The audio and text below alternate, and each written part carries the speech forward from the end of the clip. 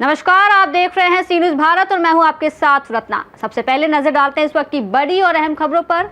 देश, दुनिया, राजनीति, खेल, कारोबार और मनोरंजन जगत की हर महत्वपूर्ण खबर से आपको रूबरू कराएंगे। तो चलिए शुरुआत करते हैं आज की न्यूज़ बुलेटिन की। खबर राजधानी लखनऊ से, जहां ज्येष्ठ माह के अंतिम बड़े मंगलवार को जगह जगह हनुमान मंदिरों पर पूजा अर्चना और भंडारों की धूम रही। इसी क्रम में कानपुर रोड कृष्णानगर स्थित मेट्रो स्टेशन के निकट ब्लॉक प्रमुख संघ के पूर्व अध्यक्ष अरविंद कुमार वाजपेयी नीटू द्वारा विशाल भंडारे का आयोजन किया गया।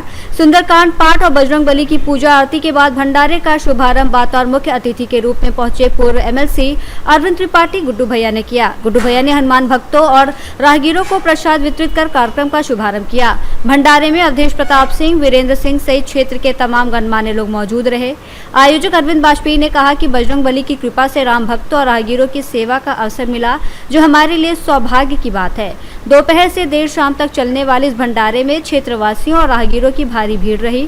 भक्तों ने बजरंग बली के जयकारे लगाते हुए प्रसाद ग्रहण किया। पूरा माहौल भक्तिमय रहा। लखनऊ से सी न्यूज़ संवाददाता उमेश विश्वकर्मा की रिपोर्ट।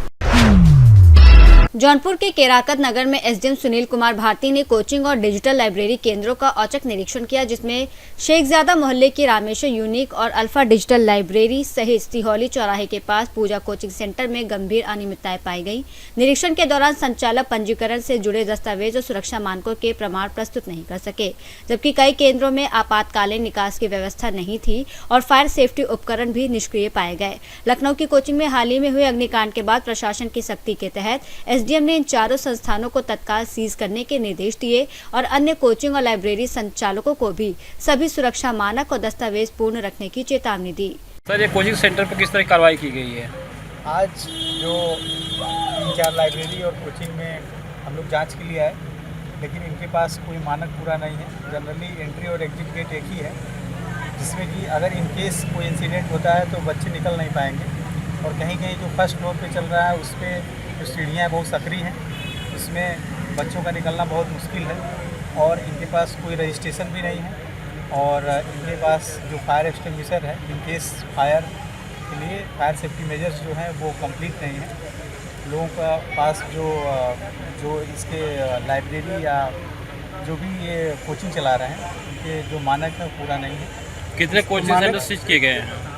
अभी तो 4 चेक किया गया है, बाकी और चेक किया जाएगा और विधिक कार्रवाई की जाएगी। सर, जैसे अभी आपने कोचिंग सेंटर चेक किया तो जो सर बांस जैसे बल्ली पे करकट का प्रयोग किया गया है, तो सर ये मानक इनका नहीं है।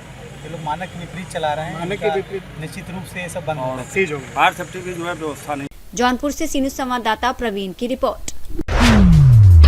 खबर झांसी से है, जहां कांग्रेस ने नीट और अन्य प्रतियोगी परीक्षाओं में पेपर लीक के मुद्दे को लेकर केंद्र सरकार पर हमला तेज करते हुए 25 जून से 9 अगस्त तक छात्रों की गूंज अभियान चलाने की घोषणा की है। लखनऊ में आयोजित प्रेस वार्ता में यूपी कांग्रेस प्रवक्ता गौरव जैन ने कहा कि सरकार छात्रों के भविष्य के साथ खिलवाड़ कर रही है और लगातार हो रहे पेपर लीक भ्रष्टाचार का परिणाम है। उन्होंने केंद्रीय शिक्षा मंत्री से इस्तीफे की मांग करते हुए कहा कि पिछले सालों में कई परीक्षाओं में गड़बड़ियां हुई हैं, जिससे छात्रों में भारी तनाव बढ़ा है। कांग्रेस ने इसे लेकर आंदोलन और जन जागरूकता अभियान चलाने की बात कही, जबकि कार्यक्रम के दौरान लखनऊ अग्निकांड में मृत छात्रों को श्रद्धांजलि भी दी गई। देखिए, देश भर में छात्रों के साथ जो अन्याय हो रहा है, जिससे पूरे देश भर के छात्र जो हैं वो पीड़ित हैं। और वो सिर्फ नीट की परीक्षा नहीं, तमाम जो परीक्षाएं हैं, जो पिछले 12 साल में 27 परीक्षाएं जो कैंसिल हुई हैं, उसके साथ साथ जो पढ़ने की अपॉर्चुनिटी है छात्रों की वो कम हो रही है। लगातार शिक्षा का जो बजट है वो 10 साल में आधा कर दिया। और तमाम जो चीजें हैं, जो छात्र परेशानी का सामना कर रहे हैं, उसको लेकर के राहुल जी ने एक पूरा आंदोलन चालू करा है, जिसकी पहली रैली जो थी वो कोटा में करी थी।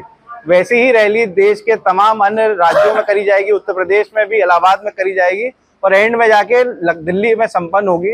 तो उसी को लेकर के लोगों के बीच में इसकी एक भावना जागे और लोगों तक ये संदेश पहुंचे कि हम आपकी लड़ाई लड़ रहे हैं और हम आपके साथ अन्याय नहीं होने देंगे। इसी के लिए यहाँ पर ये जो प्रेस कॉन्फ्रेंस थी उसका आयोजन करा गया था। रैली की शुरुआत अभी पिछले हफ्ते कोटा से हुई थी, इसमें राहुल जी स्वयं गए थे और तमाम छात्रों को उन्होंने संबोधित करा।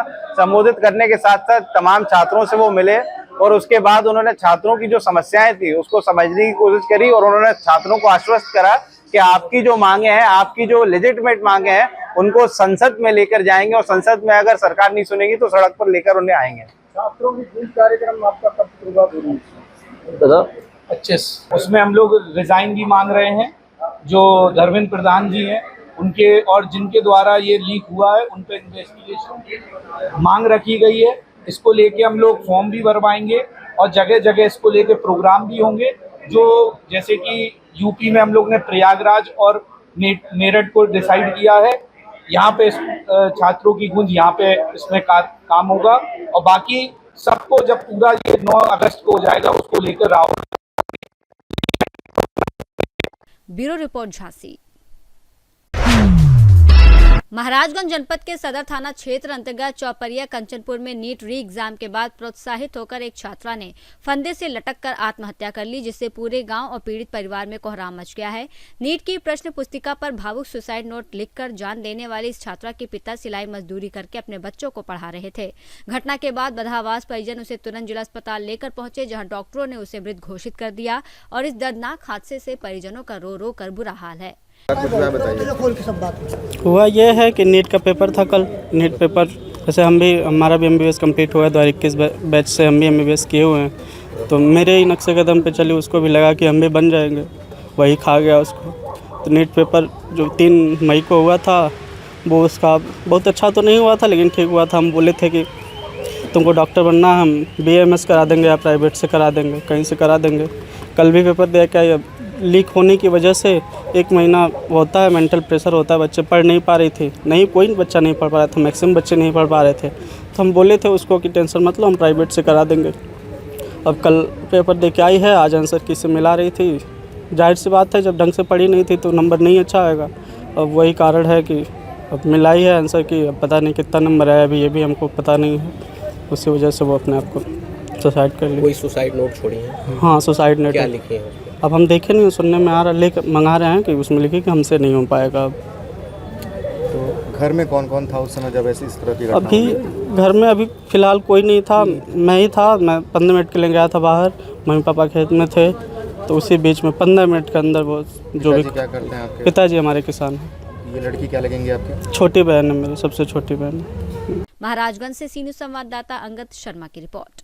बुलेटिन में फिलहाल इतना ही। देश और दुनिया की तमाम बड़ी खबरों के लिए देखते रहिए सी न्यूज़ भारत।